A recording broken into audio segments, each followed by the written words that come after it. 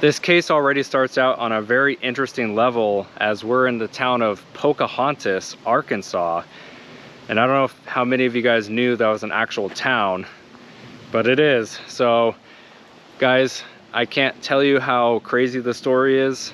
There's so many things to this, so many just bizarre events.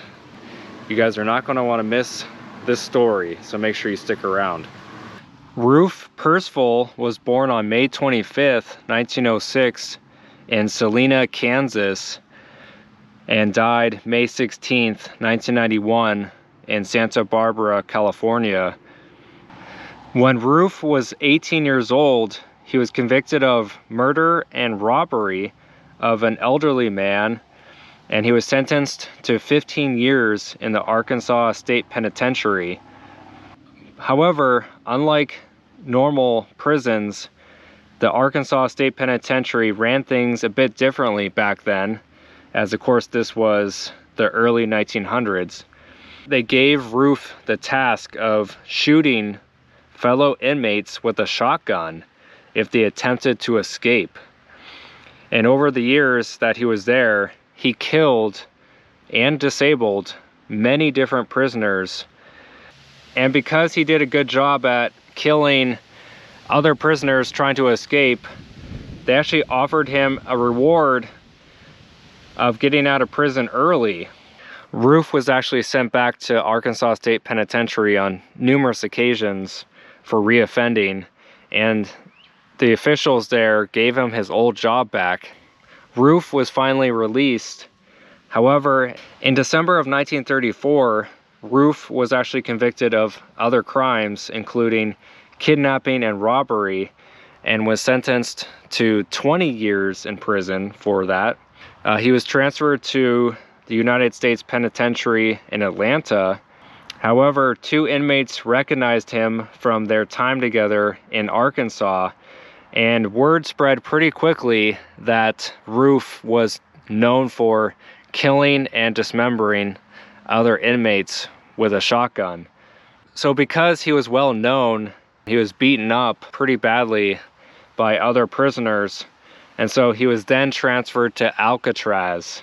Only about a year after getting to Alcatraz, he was then noticed by other inmates there as well, and so he was beaten up severely by fellow inmates. July 29th, 1937, this is the day that Rufe committed the unthinkable. Rufe was walking in the prison yard when he saw the prison fire truck go by, and he noticed that the fire truck contained an axe. So he ran over and quickly grabbed the axe from the fire truck. He set his left hand down on the ground or on like a little table, and with his other hand he swung the axe as hard as he could downwards, and he promptly cut off his left hand in one blow. As blood was spurting everywhere, he ran to another inmate and pleaded with him to cut off his other hand. The other inmate, of course, refused and took him to the prison hospital. After that event of cutting off his hand, prison staff, hospital staff, did some tests on Rufe, and they determined that Rufe was schizophrenic. And so they believe that his schizophrenia had something to do with him cutting off his hand. But they also think that since Alcatraz at that time was under pretty strict rules and guidelines to where none of the inmates were really allowed to talk. And so they think it was a combination of his schizophrenia and just the fact that none of the inmates were really allowed to talk. He was eventually sent to McNeil Island prison, which is actually in Washington State, where I live.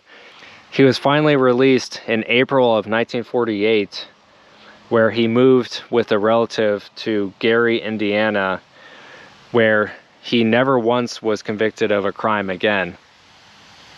I told you guys this would be a very crazy case, and I was not lying. This entire case was just mind-boggling when I read about it. I mean, an inmate cuts off his own hand. He shoots and wounds other prisoners as a job in a prison.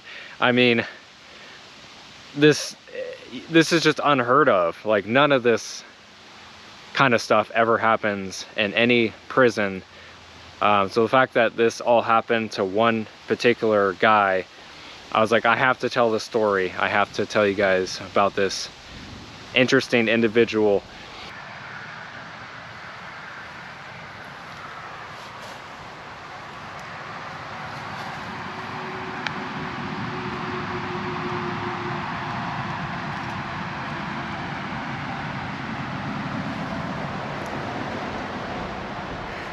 If you're new around here and you enjoy these kind of videos where I go to the actual locations and go to their graves, make sure you subscribe. And I'm gonna head north. Got some cases in Illinois I'm gonna do, so I'll see you guys soon. Thanks for watching.